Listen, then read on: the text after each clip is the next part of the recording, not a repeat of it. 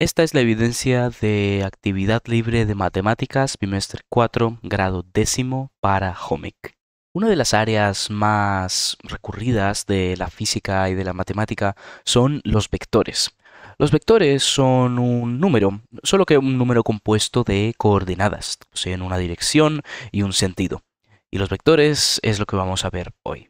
En física, por ejemplo, una de las formas más comunes de representar una fuerza o un empuje es por medio de los vectores, y como tal, esta fuerza y empuje va a obedecer las reglas que tienen que obedecer naturalmente los vectores matemáticos. Pero para empezar, ¿qué realmente es un vector? ¿Cuál es su definición? Y bueno, básicamente es una cantidad lineal, algo que se puede, cualquier número matemático, cualquier entidad matemática que se pueda graficar en un plano como una flecha, que tenga una dirección, que tenga un sentido, o sea, hacia adelante o hacia atrás, y también que tenga una magnitud o módulo, o en términos un poco más normales, lo que llamaríamos longitud. Así que, por ejemplo, esto es un vector, este es otro vector y este también es otro vector. Todos y cada uno de los vectores pueden ser divididos en sus componentes. ¿Qué quiere decir? Que, bueno, los vectores al tener una dirección pueden tener dos otros vectores asociados, pero que sean estrictamente de X o de Y.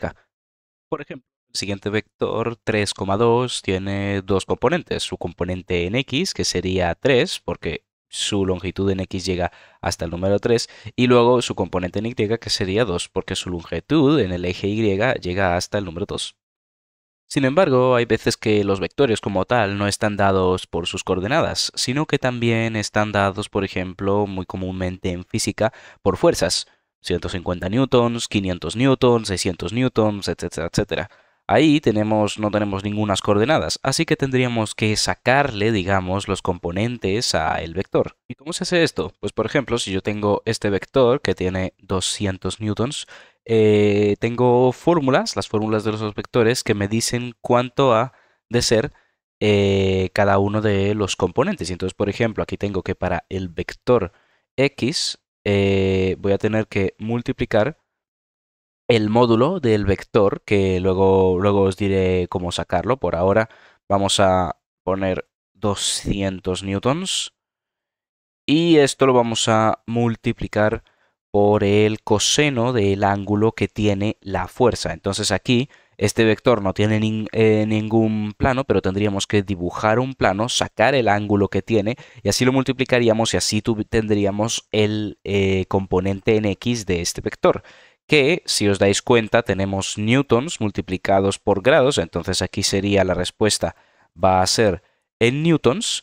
Y lo que quiere decir que vamos a tener una fuerza resultante en newtons, lo que quiere decir que este vector de 200 tiene una fuerza en X tirando hacia ese lado, que son cierta cantidad de newtons, y una fuerza, en este caso hacia abajo, en Y, tirando allí hacia abajo, que es otra cantidad de newtons. Y una cosa que hay que tener clara es que estas dos fuerzas, estos dos componentes del vector, no necesariamente tienen que ser la misma cantidad del vector cuando las sumamos, pueden ser más o incluso menos. Ahora hablemos de la magnitud. La magnitud es básicamente la longitud de un vector. Si os dais cuenta, tenemos los dos componentes de este vector, que es el mismo del ejemplo de antes, que sería el componente en X siendo 3 y el componente siendo 2 en el ángulo Y. Ahora, que el componente de aquí abajo sea 3 no quiere decir que este vector mida literalmente 3 unidades. Está claro que si yo cojo este vector y, por ejemplo, lo aplanara, aquí abajo mediría mucho más que simplemente 3 unidades. Ahora, ¿cómo calculamos, teniendo los datos que nos dan los problemas, la longitud de un vector? Bueno, si nos damos cuenta, todos los vectores se pueden formar como un triángulo de Pitágoras. Entonces tenemos aquí nuestro ángulo recto, lo que quiere decir que el teorema de Pitágoras se aplicaría y pues ya sabemos las medidas de los catetos, lo único que hay que determinar es la hipotenusa, que sería la longitud del vector que necesitamos. Así que como resultado obtenemos que el módulo o longitud de un vector es siempre igual al teorema de Pitágoras. Tenemos el componente en X del vector elevado al cuadrado más el componente en y del otro vector y bueno, luego tenemos todo esto en raíz cuadrada. Otra cosa que se puede hacer con los vectores es que se pueden sumar vectores. Por ejemplo, en física se pueden sumar fuerzas, obviamente. Si, por ejemplo, hay una fuerza que empuja un sentido y luego viene otra fuerza y empuja en el mismo sentido, las dos fuerzas se suman y tienen la cantidad resultante de fuerza en el mismo sentido. De la misma forma, si hay una fuerza empujando en un sentido y luego otra fuerza empuja en contra, la fuerza la más pequeña va a restar a la más grande mucha de la fuerza que tenía. Y así es que también se pueden restar fuerzas. Y como las fuerzas son vectores, tenemos que pues tanto las fuerzas como los vectores pueden sumarse, restarse o incluso multiplicarse. La suma y resta de vectores es muy fácil. Tenemos, por ejemplo, un vector que sea 3,2 y si quiero sumarle otro vector que sea 7,5, por ejemplo, tengo que los componentes en x del vector 1 y el vector 2 se van a sumar porque tenemos esta operación aquí en medio, lo que quiere decir que en el vector resultante va a haber un 10 como componente en x y luego tenemos los componentes y del vector 1 y el vector 2, que son 2 y 5, se van a sumar porque tengo esta operación ahí y van a ser 7. Entonces el vector resultante va a ser 10,7. De la misma forma, si yo quiero restar estas mismas dos cantidades, hago el mismo procedimiento. Entonces tengo el vector 1 y el vector 2, y entonces tengo el componente en x, que son los mismos. Entonces a 3 le resto 7. En este caso tenemos que emplear los números negativos, porque 7 es mayor que 3.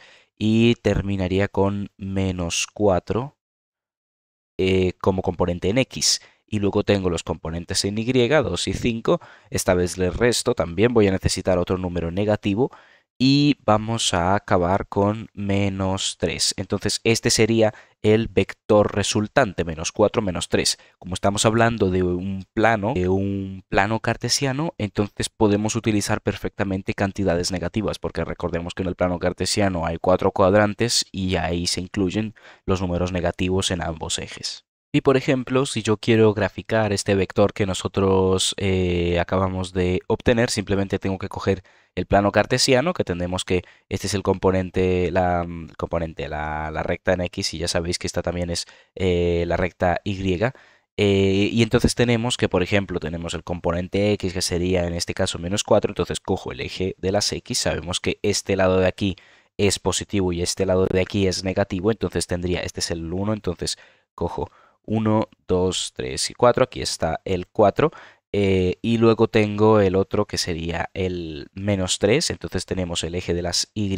Desde aquí para arriba es positivo, para aquí abajo es negativo, por lo que cuento hacia abajo, porque tenemos un menos. Entonces 1, 2 y 3. Y entonces aquí tengo menos 3. Y al igual que dibujaríamos un punto en el plano, pues con los componentes podemos determinar cuál es el punto donde se encuentran y ahí es donde va a estar nuestro vector. También se pueden multiplicar vectores con este mismo ejemplo. Digamos que quiero multiplicarlo por 4. Entonces simplemente apunto un 4 aquí adelante y ya sabemos que este 4 de aquí va a multiplicarse con ambos de los componentes del vector. Entonces cogeríamos 4 por 4, que es 16, pero tenemos un negativo. Entonces el vector resultante va a ser también negativo, porque menos por más es menos. Y 4 por 4, 16. Vamos a dibujar el 6 bien, ¿vale? Y luego tenemos el otro componente que sería el menos 3. Entonces menos por más es menos también. Y 3 por 4 es 12, entonces tenemos el 12, lo escribimos aquí, y el nuevo vector que tenemos aquí escrito, a ver, ahí estamos, podemos decir que es 4 veces mayor que el primer vector, porque lo hemos multiplicado por 4. Y como vemos, después de graficar el siguiente vector, el resultante, podemos ver que del vector original necesitamos 4 de ese mismo tamaño para poder llegar a la altura, a la longitud, a la magnitud o al módulo que tenía el vector resultante. Por último, veamos cómo calcular el ángulo de un vector. Sabemos que los vectores tienen dirección, por ejemplo, este vector en este caso tiene la flecha apuntando hacia arriba, mientras que también podría tener una diferente, una distinta dirección y estar apuntando con su flecha hacia abajo. Sin embargo, aquí también tenemos, bueno, tenemos la magnitud, los componentes y todo eso, pero también tiene una dirección. El ángulo en este caso sería más grande si yo cojo el vector y, por ejemplo, lo muevo hacia allá, y sería más pequeño si hago el ángulo más pequeño, porque pues bueno, lo bajaría. Entonces, ¿cómo calcularíamos el ángulo de un vector al cual no conocemos? Pues existe una propiedad que nos puede ayudar, y es que dice que el ángulo de un vector siempre va a ser igual a la arcotangente o también tangente a la -1, donde multiplicado por el componente y del vector, que a su vez está dividido por el componente x del vector. Entonces aquí en la fórmula rellenamos los valores. Tenemos que el componente en y es 5 y tenemos que el componente en x también es 5. Entonces tenemos que un número dividido por sí mismo siempre nos va a dar 1, por lo cual nos quedaría tangente o arcotangente, o sea, tangente a la -1 o arcotangente del número 1, y sabemos que esto es igual a 45 grados, lo que quiere decir que el ángulo que no conocíamos de este vector es de 45 grados. Así puede ser negativo, cualquier número puede ser positivo o negativo, estar en cualquiera de los 4 cuadrantes. Siempre con esta fórmula vamos a poder saber rápidamente el ángulo que tiene un vector. Y recordemos, a veces los vectores no van a estar así en sus coordenadas, a veces van a ser fuerzas en Newton, por lo cual tendríamos que sacarle los componentes primero a el vector que está en fuerzas, y recordemos que los componentes de un vector de fuerza también van a estar en unidades de fuerza, o sea, en newtons. Y entonces después de sacarle los componentes vamos a ponerlos en esta fórmula, y así vamos a determinar el ángulo de dirección de la fuerza. Y bueno, eso ha sido el tema de los vectores. Es un tema fácil, es un tema que realmente ya está muy practicado generalmente en estas etapas, porque pues ya se ha hecho muchas operaciones algebraicas en grados posteriores, pero cuando te lo ponen en física, te lo ponen en problemas de física, problemas de fuerza, sí que es algo que hay que tener muy claro y tener siempre las fórmulas apuntadas para poder resolver problemas de física que a veces resultan ser bastante duros. Y bueno, espero que estéis bien. Hasta la próxima.